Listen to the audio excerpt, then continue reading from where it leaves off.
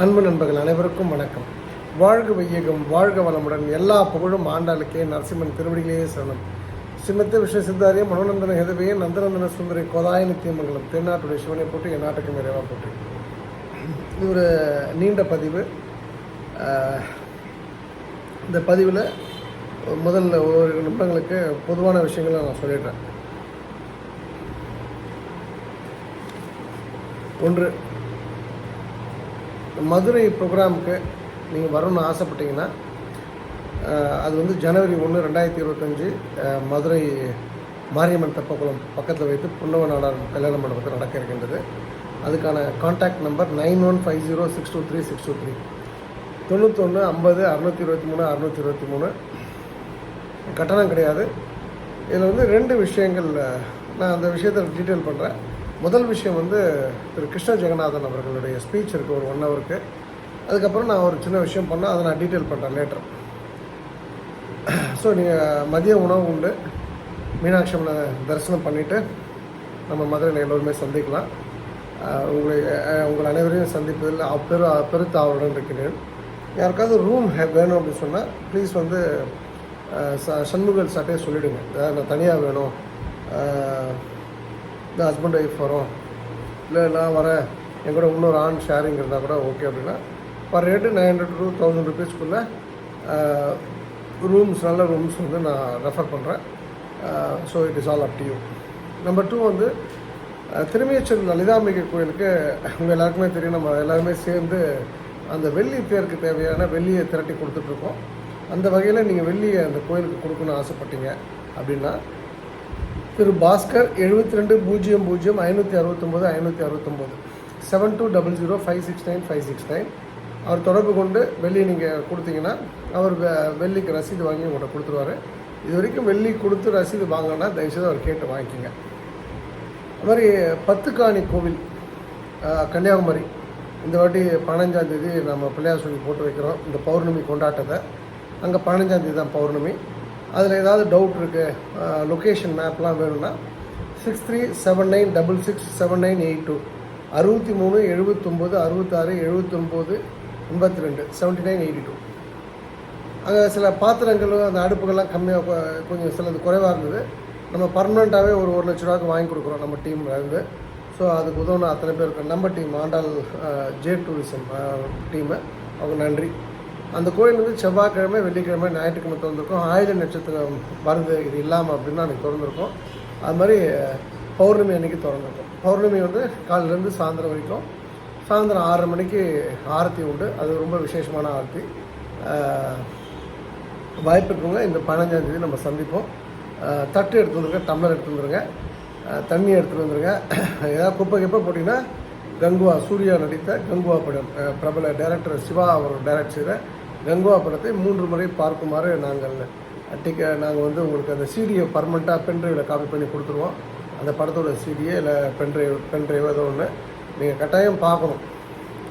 அதுக்கப்புறம் ஆஸ்பத்திரிக்கெலாம் நீங்கள் போகணும், உங்கள் மருத்துவ செலவுக்கு நிர்வாகம் பொறுப்பேற்காது. கேன்சர் ஹாஸ்பிட்டல் நாம் வந்து ஒரு சின்ன லெவலில் அன்பு சகோதரி கோமதின்றவங்க மூலயமாக சமையல் செய்து தினம் வந்து ஒரு இந்த பேஷண்ட் அட்டெண்டர்ஸ்க்கெலாம் சப்போர்ட் பண்ணிகிட்ருக்கோம். அதில் நீங்கள் ஏதாவது பார்ட்டிசிபேட் பண்ணால் 9677017455 96 770 17 455 இந்த நம்பருக்கு தொடர்பு கொண்டு பேசிக்கங்க. சரிங்களா? இதோடு இந்த கதை முடிஞ்சுது. நம்ம அடுத்த விஷயங்களை பார்ப்போம். இப்போ முதல் விஷயம் வந்து இது கொஞ்சம் நீண்ட விஷயமா இருக்கும், கொஞ்சம் பொறுமையாக நீங்கள் கேட்டுக்கலாம். இந்த ஜே டூரிசம் அப்படின்னு ஒரு அமைப்பு ஆரம்பிச்சிருக்கோம். அந்த அமைப்புக்கும் எனக்கும் எந்த வித சம்மந்தமும் இல்லை.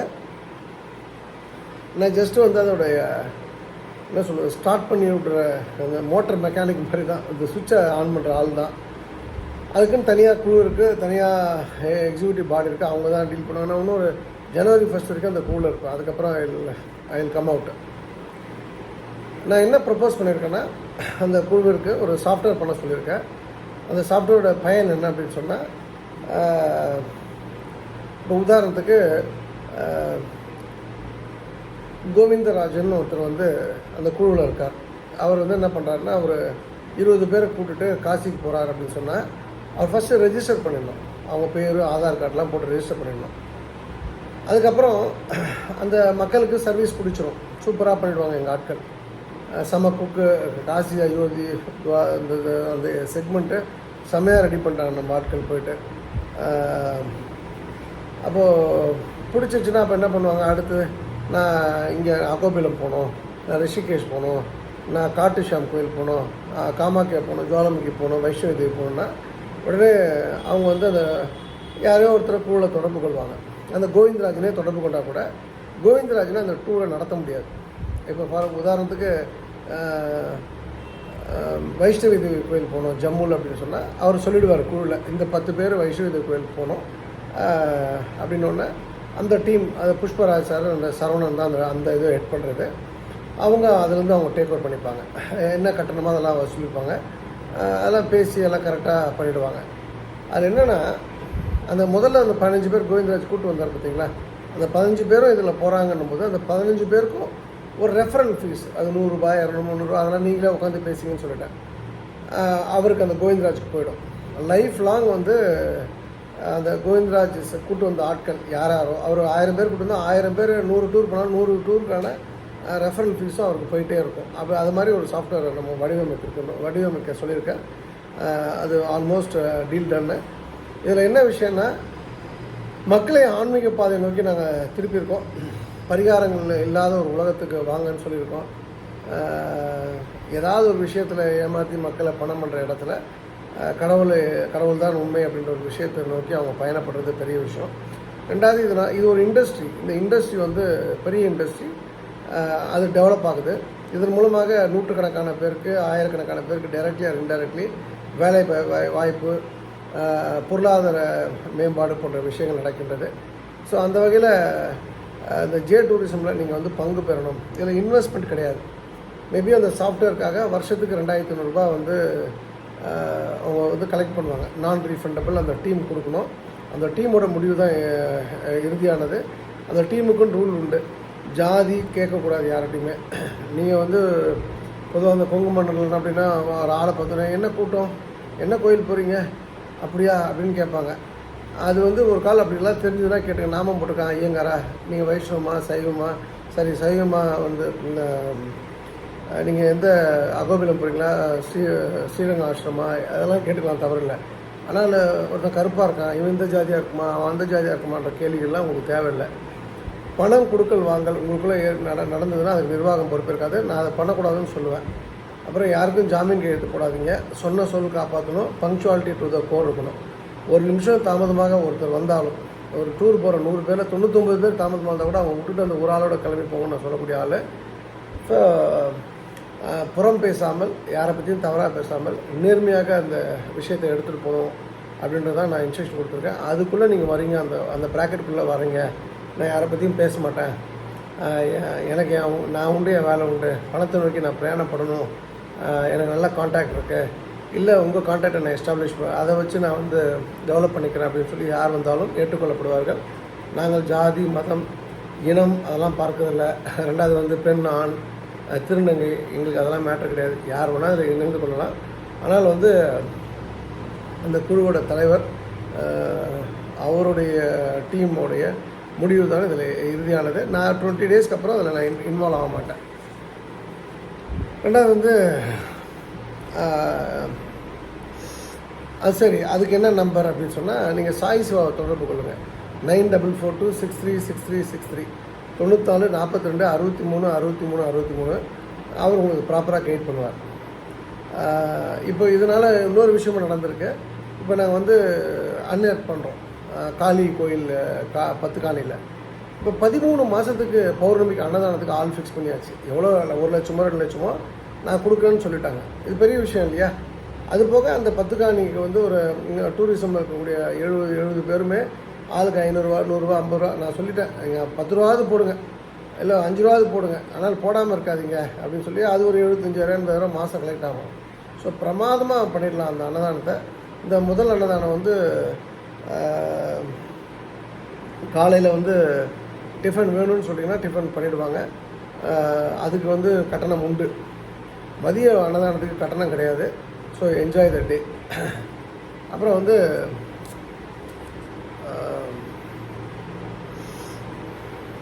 இன்னொரு விஷயம் வந்து இன்றைக்கி வந்து நான் பொதுவாக இந்த ஸ்டேட்டஸ் வந்து எனக்கு ரொம்ப நான் ஹாப்பியாக இருந்தாலும் ரொம்ப ஸ்ட்ரெஸ்ஃபுல்லாக இருந்தாலும் ஏதாவது ஒரு காமெடியாக ஒரு விஷயம் பண்ணுவேன்.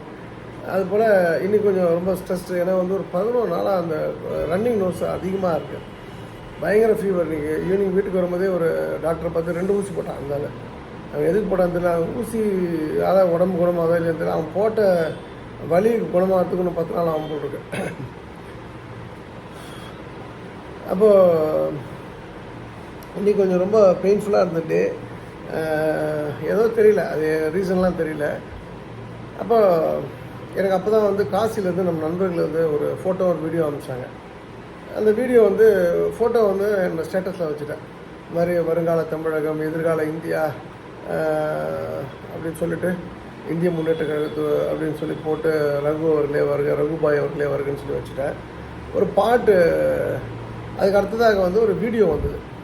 அதில் என்னோடய நண்பர் கைலே கோவிந்த் அவர் வந்து ஒரு ஹஸ்பண்ட் ஒய்ஃப் மேலே தோளில் கை போட்டுட்டு பேசுகிற மாதிரி யாரோ வீடியோ ஷூட் பண்ணுறாங்க. அந்த பொண்ணுக்கு வந்து கை கொடுத்துட்டு போகும்போது இவர் ஐ லவ் யூ சொல்கிறார். உடனே அந்த பொண்ணு ஒரு முத்தம் கொடுக்குது. ஒரு 25 வயசு இருக்கும் அந்த பொண்ணுக்கு. மறுபடியும் கூப்பிட்டு அந்த பொண்ணே ஒரு இன்னொரு முத்தம் கொடுக்குது. சரி, இதில் வந்து காமம்லாம் நான் பார்க்கல. அதாவது அது என்னென்னா, இதே கையிலே கோவிந்த நான் வந்து நாமக்கல்லில் மாநாடு நடந்தப்போ ஒரு 45,000 பேர் முன்னாடி மைக்கு கொடுத்து பேசினேன். பாபா எனக்கு பேசுது ஆனால் வராதுண்ணா அப்படின்ற இடத்துல எல்லாம் மயிரை பிடுங்கிறதுக்காக இருக்க மைக்கு வாங்கி பேசுறதுனால இன்னும் மயிருக்கு என் கூட இருக்கு அப்படின்னு சொல்லி திட்டினேன் நான். ஆனால் இன்றைக்கி வந்து அவருக்குன்னு ஒரு பெரிய ஃபேன் பேஸு, அவருக்குன்னு ஒரு நல்ல கூட்டத்தை உருவாக்கியிருக்காரு. எனக்கு கைலே கோவிந்தோட வாசுல அவர் பார்க்குறதுல வந்து நிறைய கருத்து மாறுபாடுகள்லாம் உண்டு, வேறுபாடுகள் உண்டு. அது எனக்கு தேவையில்லை. ஏன்னா நான் இப்போ அந்த சப்ஜெக்டில் இல்லை. எனக்கு அந்த சப்ஜெக்டே மறந்து போக ஆரம்பிச்சிச்சு. So I am very happy on that. மறந்து போகணுன்னு ஆசைப்பட்றேன். நம்பர் 2 வந்து அவர் மேலே சில பல காரணங்களுக்காக கோபம் உண்டு, இருந்தது, இருக்கும், அது வேற. ஆனால் அவர்கிட்ட ஒரு முக்கியமான விஷயம் வந்து 2 உண்டு. ஏன்னா ஏன் இதை சொல்கிறேன்னா, அந்த ஸ்டேட்டஸ் நான் வந்து வச்சேன். இப்போவும் இருக்கும், என்னோடய ஃபோனில் இருக்கும். நிறைய பேர் ஒரு 3-4 பேர் ஸ்பெசிஃபிக்காக 7 பேர் மெசேஜ் பண்ணாங்க. சார் என்ன சார் இதெல்லாம் வச்சுருக்கீங்க அப்படின்னு சொல்லிட்டு, கையில கோவிந்துக்கு நீங்கள் ஏன் ப்ரொமோட் பண்ணுறீங்க அப்படிலாம் கேட்டு நான் சொன்னேன். அவங்ககிட்ட நான் எதுவும் பதிலாம் யார்ட்டையும் ஒன்றும் சொல்லிக்கல. 2 பேரும் தவிர யார்ட்டையும் பதில் சொல்லிக்கல. அந்த இடத்துல அவங்க எல்லாருக்குமே சேர்த்து நான் சொல்ல வேண்டிய விஷயம்னா, இன்றைக்கி நீங்கள் பார்க்குற சொக்கலிங்கம் வந்து 15 வருஷத்துக்கு முன்னாடி இல்லை. 15 வருஷத்துக்கு முன்னாடி சொக்கலிங்கம் மிக சாதாரணமாக இருந்தபோது, அப்போது இந்த பல்லக்கில் தூக்கிட்டு போவோம் தெரியுமா சாமி, அது போல் பல்லக்கில் தூக்காத குறையாக என்னை தூக்கி தோளில் வச்சு கொண்டாடினவங்க வந்து சில பேர் உண்டு. அதில் வந்து மிக முக்கியமான 2 பேர் பார்த்திங்கன்னா கைலே கோவிந்து, பெரம்பலூர் சண்முகம். அவங்கள நான் மறக்க முடியாது. இப்போ கோவிந்தோ சண்முகமோ ஒரு கொலையே பண்ணால் கூட சொக்கலிங்கம் என்ன பண்ணுவேன், அவங்கள போய் தண்டிச்சுடுவியா, குழு விட்டு எடுத்துடுவேன்னா அதெல்லாம் கிடையாது. அவன் கொலை பண்ணாலும் அவனை காப்பாற்ற முற்படுவேன். அதுதான் எனக்கு அவங்கள பொறுத்த வரைக்கும் ஸ்டாண்டு. ஏன்னா இன்றைக்கி நம்ம எல்லாம் வந்ததுக்கப்புறம் 1000 பேர் வரலாம், 1000 பேர் நம்ம கூட நட்பு கொண்டாட ஆசைப்படலாம். ஆனால் எதுவுமே இல்லாத இருந்தபோது, நிராயுத பணியாக இருந்தபோது எனக்கு தோல் கொடுத்தவர்கள் ஒரு 10 பேர் உண்டுனா அதில் மிக முக்கியமான 2 பேர் இவங்க 2 பேர்.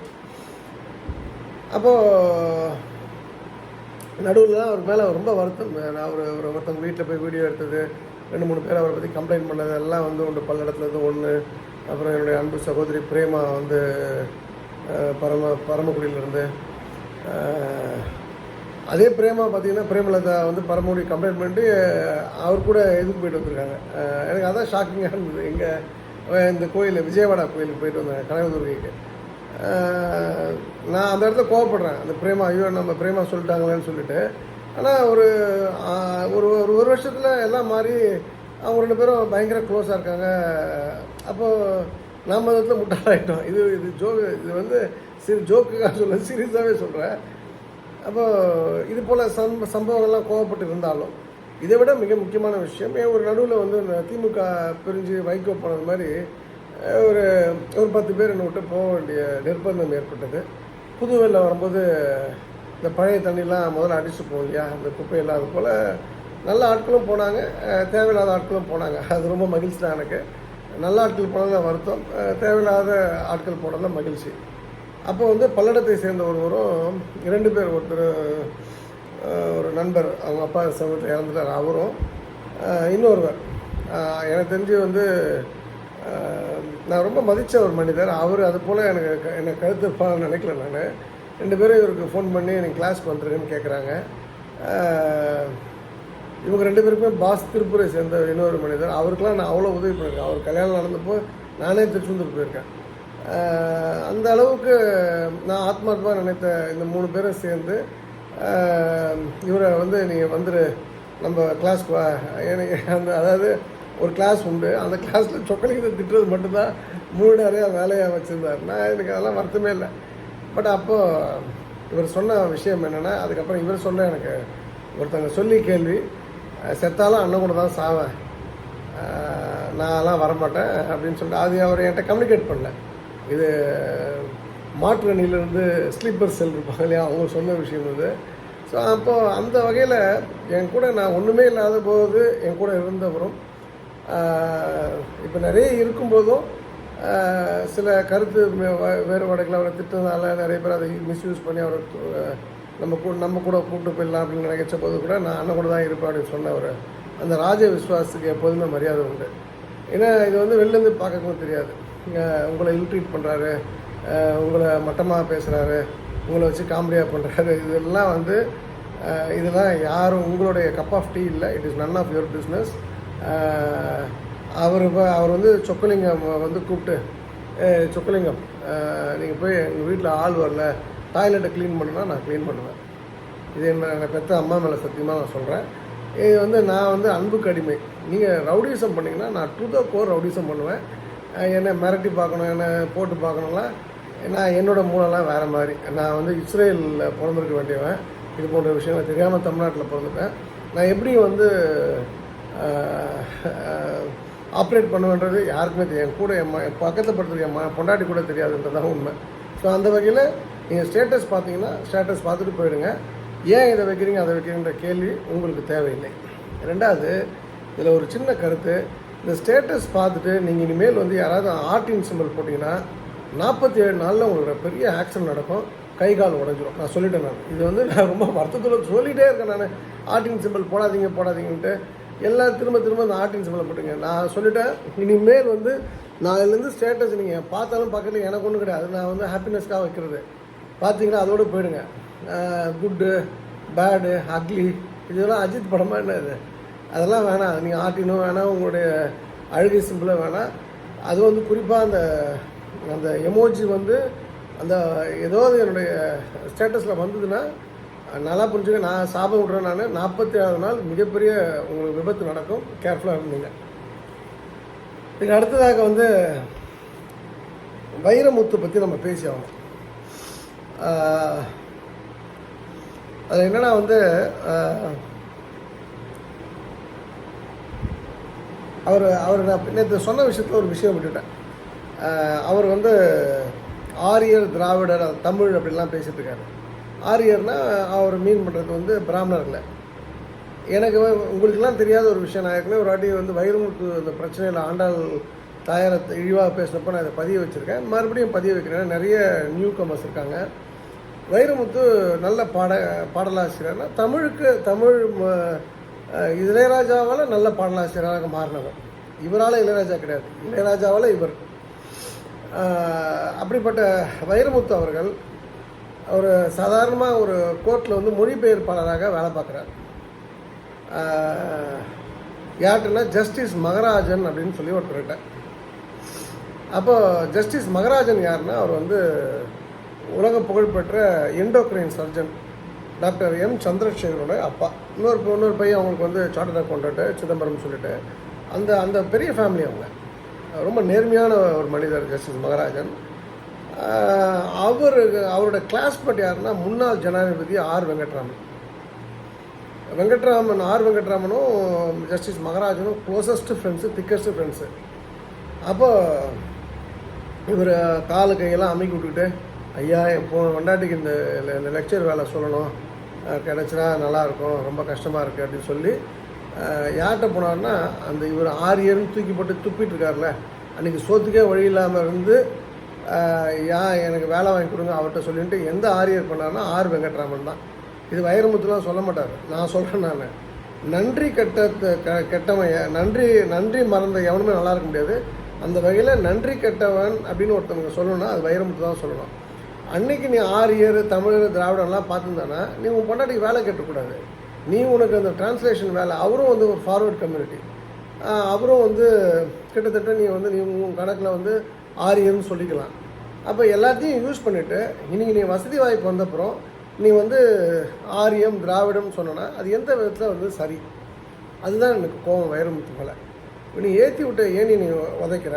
இப்போ நீ வந்து வெங்கட்ராமன் வந்து உனக்கு அன்றைக்கி உனக்கு வேலை வாங்கி கொடுக்க வந்து அவர் வந்து சாதாரண தமிழனாக தெரிஞ்சார். வேலை வாங்கி நீ பணம் சம்பாதிச்ச பிறகு நீங்கள் புகழோட உச்சத்தில் நீங்கள் அடைந்த பிறகு அவர் உனக்கு வந்து பாப்பான் பிராமண ஆரியனாக இருக்கார்.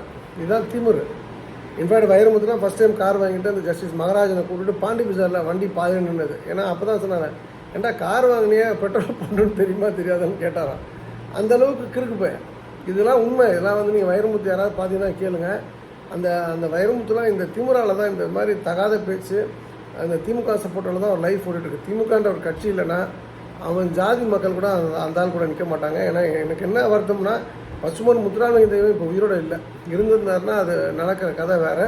ஸோ வைரமுத்துக்கு நான் நேற்று பேச மறந்த விஷயம் இந்த விஷயம். அடுத்ததாக வந்து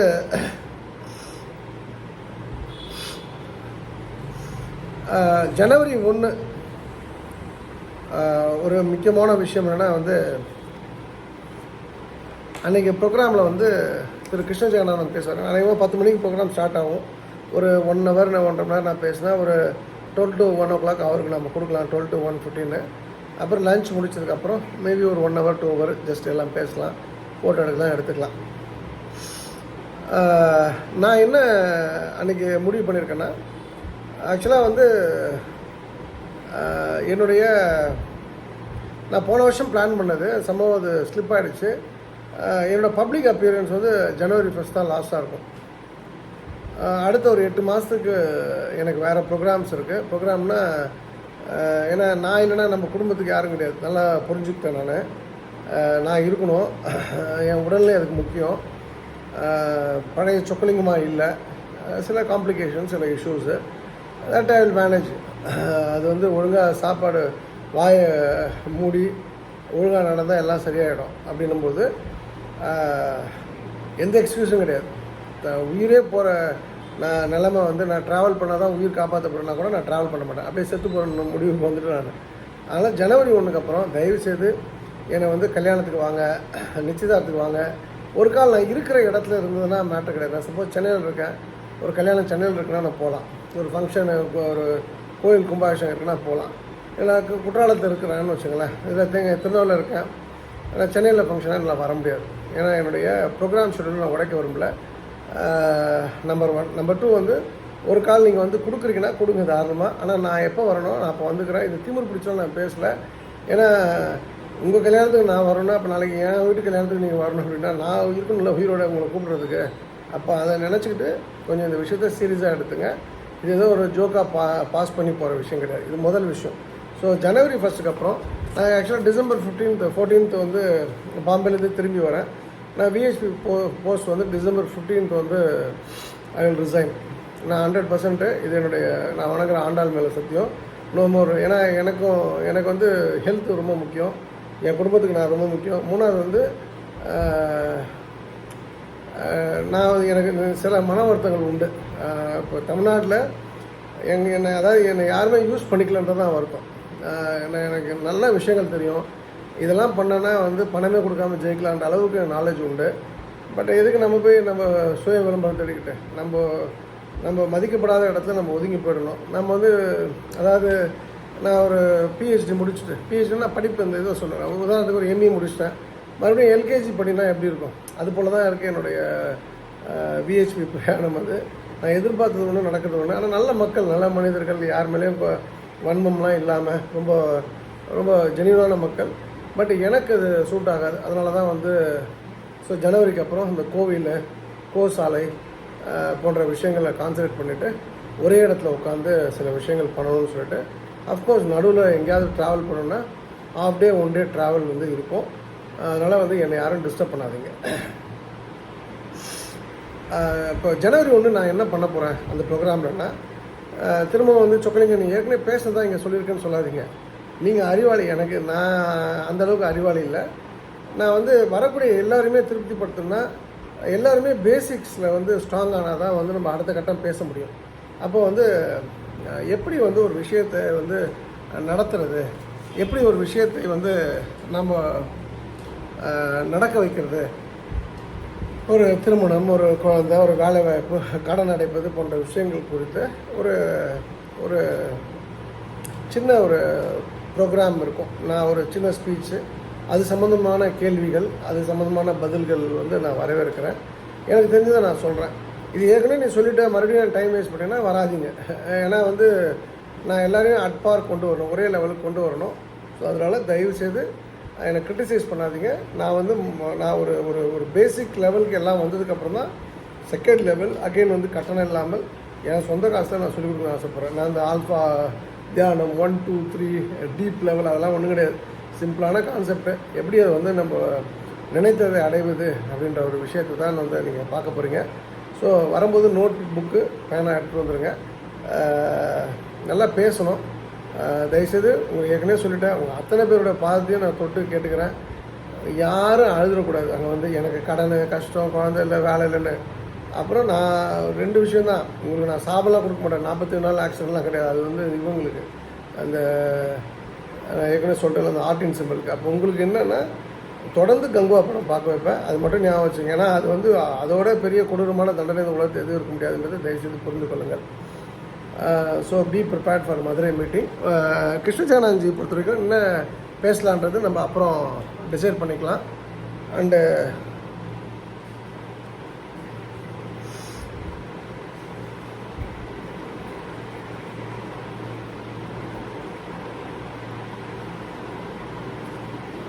ஆக்சுவலாக இது வந்து ஒரு பெரிய டாப்பிக்கு. அந்த டாப்பிக்கை நான் தனி வீடியோவாக நான் சொல்லிக்கிறேன். ஸோ இது வந்து ஒரு கதை 1ன்னு வச்சுக்கலாம். கதை 2 நாளைக்கு நீங்கள் கேட்கலாம். நான் வந்து 7ஆம் தேதி 8ஆம் தேதி ஈரோட்டில் ஆர்எஸ்எஸ் உடைய ஒட்டுமொத்த தலைவர்களும் டாப் லீடர்ஸ், அதாவது ஆர்எஸ்எஸ் அமைப்பில் நிறைய பிரிவுகள் உண்டு. உதாரணத்துக்கு வந்து பிஜேபின்றது பொலிட்டிக்கல் விங், அரசியல் விங்கு. அதில் வந்து தலைவர், பொருளாளர், அது மாதிரி ஒரு 5-10 பேர் வருவாங்க. அது மாதிரி விஹெச்பி வந்து 5-10 பேர், 2 தமிழ்நாடுக்கும் சேர்த்து, வட தமிழ்நாடு, தென் தமிழ்நாடு சேர்த்து, இது போல் எல்லா டிபார்ட்மெண்ட்லேருந்து வருவாங்க. அந்த மீட்டிங்காக நான் போகிறேன். அது பேர் சமன்வய பயோடெக்னு சொல்லுவாங்க. 7-8 ஃபுல் டே அந்த மீட்டிங் இருக்கும். 9 சென்னை வந்துட்டு மறுபடியும் 10 கிளம்பி பழனி போயிட்டு 12 காலையில் பொள்ளாச்சி மாசாணி கோயிலில் கும்பாபிஷேகம் முடிச்சுட்டு 12 மதியம் வந்து ஃப்ளைட்டை பிடிச்சி பாம்பே போயிட்டு 13, 14, 15 ஆக்சுவலாக 13, 14 மட்டும் அந்த வேர்ல்டு இந்திய எக்கனாமிக் ஃபோரம் மீட்டிங் அட்டன் பண்ணிவிட்டு 14 இரவு பெங்களூர் வந்து பெங்களூர்லேருந்து ட்ரிவாண்ட்ரம் வருவேன். 14 நைட்டு ட்ரிவாண்ட்ரமில் தங்கிட்டு 15 பத்துக்காணி கோயிலில் எல்லாரையும் சந்திச்சுட்டு 16, 17 என்னோட சொந்த வேலைகள் இருக்குது திருநெல்வேலியில். அதை முடிச்சுட்டு 18 வந்து விஷ்ணு சகஸ்ரநாமம். இந்த இடமெல்லாம் அப்புறம் நான் சொல்கிறேன். நான் அந்த ப்ரோக்ராம் அட்டன் பண்ணோம். இதுதான் வந்து என்னுடைய ப்ரோக்ராம் ஃபார் நெக்ஸ்ட்டு 10 டேஸ்க்கு. அதன் பிறகு 30th சென்னை விட்டு கிளம்பி 31st வந்து ரீச் பண்ணுறேன் மதுரையில் வந்து கொஞ்சம் சின்ன வேலைகள் இருக்குது. நானும் என்னுடைய மனைவி மற்றும் என்னுடைய உறவினர் ஒருவர் சொந்த வேலை, பர்சனல் வேலை. 1ஆம் தேதி வந்து தரிசனம் முடிச்சுட்டு அதுக்கப்புறம் அந்த ப்ரோக்ராம் முடிச்சுட்டு 2-3 வாக்கில் சென்னை வரணும். ஸோ என்னை நிறைய பேர் மீட் பண்ணணுன்னு சொன்னீங்க. நான் 3ஆம் தேதிக்கு அப்புறம் உங்களை மீட் பண்ணுறேன் சென்னையில் இருந்தேன்னா. இல்லைன்னா நான் எங்கே இருக்கணும் அங்கே நான் சொல்கிறேன். நீங்கள் வந்து வரக்கூடியவர்கள் பொங்கலுக்கு சேலை எடுத்து வரணும், வேஷ்டி எடுத்துனா எடுத்துகிட்டு வாங்க. அது ப்ரோக்ராம் இடத்துலையும் வாங்கிக்கலாம். இல்லாட்டா வந்து சென்னையில் இருந்தோன்னா சென்னையில் வாங்கிக்கலாம். நான் வந்து ஏற்கனவே வந்து பாண்டிச்சேரி ப்ரோக்ராமு, கோயம்புத்தூரில் ஒரு 5-10 பேருக்கு ப்ரோக்ராம் வந்தவங்களுக்கு பேசலை. அப்புறம் அந்த வேஷ்டி புடவெல்லாம் கொடுத்தவங்களுக்கு நான் பேசலை. அப்புறம் சில நண்பர்கள் சாய் சிவாக்கிட்ட தொடர்பு கொண்டாங்க, கமெண்ட்டு போட்டவங்க. அவங்க எல்லாமே ஜனவரி 1st அப்புறம் எனக்கு வந்து நோ ஃபிசிக்கல் ஆக்டிவ், அதாவது இப்போ பண்ணக்கூடிய ஆக்டிவிட்டி நான் பண்ண மாட்டேன். அப்போ ஃபோன் ஆக்டிவிட்டி இருக்கும். நான் ஃபோனில் உங்களுக்கு நான் பதில் சொல்கிறேன். அந்த வகையில் இந்த அருமையான வாய்ப்பு கொடுத்து திருச்செந்தூர் பணிமுகர் தாய் ஆண்டாளுக்கு நான் சிவக்கு என் மனமார்ந்த நன்றி. மீண்டும் நாளை இரவு சென்னையிலிருந்து உங்களை தொடர்பு கொள்கின்றேன். ஆடி ஆடி அகம் கரைந்து இசை பாடி பாடி கண்ணீர் மல்கி எங்கும் நாடி நாடி நரசிங்காவென்று வாடி வாடும் இவ்வானதிலே எல்லா புகழும் ஆண்டாளுக்கே. நரசிம்மன் திருவடிகளே சரணம். நன்றி, வணக்கம். சாரும் கிருஷ்ணா.